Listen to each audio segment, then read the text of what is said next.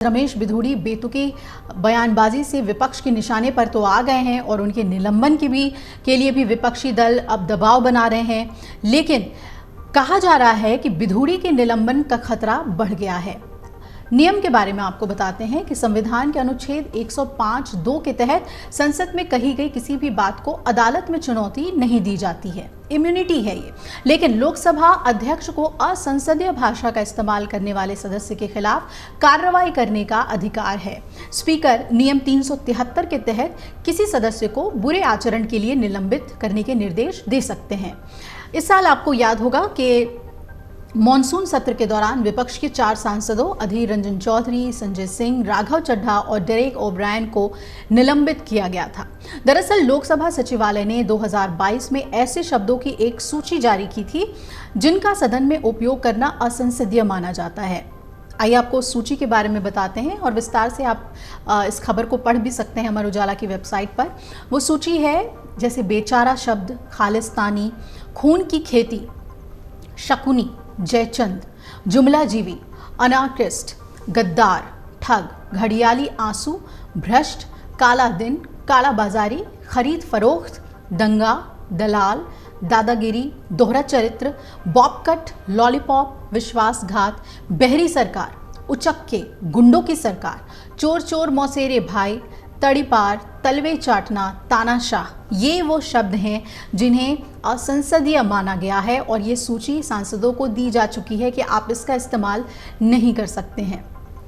अब इस पूरे मामले पर विशेषाधिकार हनन प्रस्ताव लाने की भी प्लानिंग विपक्ष की तरफ से चल रही है। आपको बता दें कि एनसीपी और टीएमसी की तरफ से ये इशारा हुआ है कि हम विशेषाधिकार हनन भी लेकर आएंगे। एनसीपी के नेता सुप्रिया सुले ने कल कहा कि बिधूड़ी बार बार इसी तरह का आचरण सदन में करते रहे हैं। 2 दिन पहले उन्होंने एक सांसद के साथ धक्का मुक्की तक की थी। उन्हें सिर्फ चेतावनी देने से काम नहीं चलने वाला है। और सुले ने बताया कि दानिश अली के लिए अभद्र भाषा के इस्तेमाल को लेकर उनकी तरफ से और टीएमसी की तरफ से विशेषाधिकार हनन प्रस्ताव सदन में लाया जाएगा। अब एक बार फिर से नियमों की बात कर लें तो स्पीकर नियम 373 के तहत किसी भी सदस्य को बुरे आचरण के लिए निलंबित करने का निर्देश दे सकते हैं। और इस साल मॉनसून सत्र में 4 सांसदों को निलंबित किया गया था। वो थे Adhir Ranjan Chowdhury, Sanjay Singh, Raghav Chadha, Derek O'Brien. BJP सांसद की आपत्तिजनक टिप्पणी के बाद विपक्षी पार्टियों ने जमकर इसका विरोध किया है और रक्षा मंत्री राजनाथ सिंह ने खेद जताया, लेकिन इस पर विपक्ष शांत नहीं हुआ है। संसद के अंदर असंसदीय भाषा का इस्तेमाल करने पर जो कानून है, जैसा कि हमने आपको बताया कि आर्टिकल 105 सब क्लॉज 2 इसमें लागू होता है और किसी भी बात के लिए कोई भी सांसद को कोर्ट पे नहीं ला सकता है, यानी कि कोर्ट के प्रति सांसद अपने दिए हुए वक्तव्य के लिए उत्तरदायी नहीं होता। लेकिन इसका ये मतलब नहीं है कि अगर कोर्ट में चैलेंज नहीं कर सकते तो कोई एक्शन नहीं हो सकता। इसके लेकर भी नियम है। एक सांसद सदन में कुछ भी कहता है तो वो लोकसभा में procedure and conduct of business के रूल 380 के तहत स्पीकर के कंट्रोल में होता है।